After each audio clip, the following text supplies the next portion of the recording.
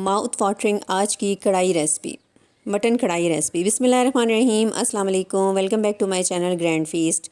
Cooking करते हुए मुझे याद आया कि क्यों ना ये रेसिपी मैं आपसे शेयर करूं। इसके लिए मैंने छोटा गोश्त ले लिया था, तकरीबन 1 किलो के करीब। उसे बहुत अच्छे तरीके से वॉश किया और उसे मैंने बॉयल होने के लिए रख दिया। बॉयल होते वक्त मैंने उसमें होल गरम मसाला, जिसमें काली मिर्च, ज़ीरा, दालचीनी का पाउडर वगैरह शामिल कर दिया। तो इसे बहुत अच्छे तरीके से बॉयल कर दिया। बॉयल हो गया तो मैंने उसके नीचे से फ्लेम को ऑफ़ कर दिया। उसके बाद मैंने दही ले लिया, तकरीबन 1 कप के करीब। अब इसके अंदर हम शामिल करेंगे आधा पैकेट कढ़ाई मसाले का। कोई सा कढ़ाई मसाला जो आप घर में इस्तेमाल कर रहे होते हैं वो आप इस्तेमाल कर सकते हैं। इसको दही में डालने के बाद इसको बहुत अच्छे तरीके से हमने मिक्स कर लेना है। और मिक्स करने के बाद जो मैंने गोश्त बॉयल करके रखा हुआ था उसको मैरिनेट करके रख देंगे। ये तमाम मिक्सचर हम उस गोश्त पे रख देंगे। सबसे पहले आपने इसकी मिक्सिंग बहुत अच्छे तरीके से करनी है ताकि जितने भी स्पाइसेस हैं ना वो दही के साथ यकजा हो जाएं। अब ये बॉयल किया हुआ गोश्त था, इसके अंदर हम इस मिक्सचर को शामिल कर देते हैं। और शामिल करने के बाद हम इसको अगेन बहुत अच्छे तरीके से वेल कंबाइन कर लेंगे और इसे मैरिनेट होने के लिए रख देंगे। वैसे इसे मैरिनेशन की ज़रूरत तो नहीं है क्योंकि हमने गोश्त को ऑलरेडी बॉयल कर लिया है। अगर आप बॉयल किए बगैर भी इस्तेमाल करें तो कर सकते हैं, लेकिन इस तरीके से इसका फ्लेवर बहुत ही ज़बरदस्त आता है, किसी भी किस्म की स्मेल भी इसमें नहीं आती है। चलिए इसका स्टेप 2 हम रेडी कर लेते हैं। स्टेप 2 के लिए सबसे पहले मैंने एक पैन ले लिया था और उसके अंदर मैंने ऑयल शामिल किया आधा कप, और एक बड़े साइज़ का प्याज था जिसे मैंने काट लिया था और उसको इसके अंदर शामिल कर दिया। इसे बहुत अच्छे तरीके से हम फ्राई कर लेते हैं। लाइट सा इसका कलर चेंज हो जाएगा तो सबसे पहले हम इसमें अदरक लहसुन का पेस्ट शामिल करेंगे। अदरक लहसुन का पेस्ट आपने थोड़ा सा ज़्यादा क्वांटिटी में शामिल करना है। ये 1 खाने के चम्मच से ज़्यादा ही है थोड़ा सा, इससे इसका फ्लेवर बहुत ज़्यादा इन्हेंस हो जाता है।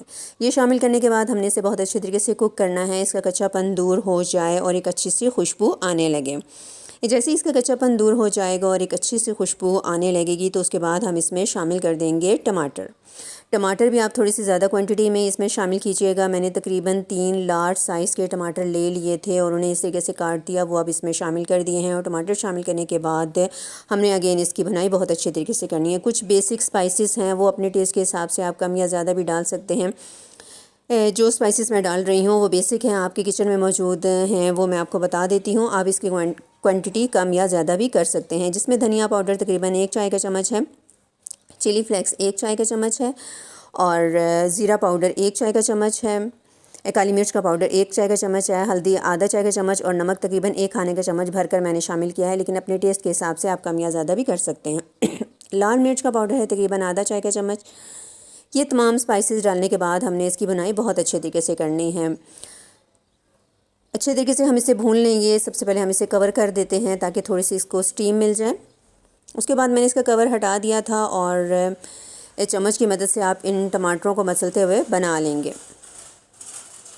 बहुत अच्छे तरीके से इन टमाटरों की हमने भुनाई करनी है। जैसे ही आप देखेंगे ये तमाम प्रोसेस आपने स्लो टू मीडियम फ्लेम पर इस स्टेज पे करना है। साथ साथ चम्मच की मदद से टमाटरों को मसलते भी जाना है। जब आप देखेंगे कि मसाला बहुत अच्छे तरीके से भुन चुका है, कुछ इस तरह से ये हो जाएगा, तो उसके बाद जो हमारा मैरिनेटेड गोश्त है वो हम इसमें शामिल कर देंगे।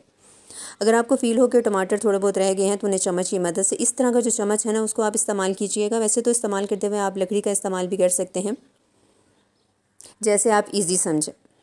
लीजिए ये बहुत अच्छे तरीके से भुन चुका था। अब इसमें मैरिनेटेड गोश्त हम शामिल कर देते हैं और शामिल करने के बाद थोड़ी सी तेज़ फ्लेम पर हमने इसको कुक कर लेना है। तकरीबन 3 से 4 मिनट तक हम इसे तेज़ फ्लेम पर बहुत अच्छे तरीके से कुक करेंगे ताकि ये तमाम स्पाइसेस इस गोश्त के साथ यकजा हो जाए। तमाम स्पाइसेस के साथ इसको कुक करते हुए तकरीबन 3 से 4 मिनट गुजर चुके थे और बहुत अच्छे तरीके से ये तमाम मसाला जात इस गोश्त के साथ यकजा हो गए थे। स्पाइसेस का इस्तेमाल आप सोच समझ के कीजिएगा क्योंकि जो हमने कढ़ाई मसाला डाला है उसमें भी थोड़ा बहुत स्पाइस होता है। अब अगेन हमने इसको कवर कर लेना है और अब इस स्टेज पर मैंने इसके नीचे जो फ्लेम थी ना थोड़ी सी मीडियम कर दी थी।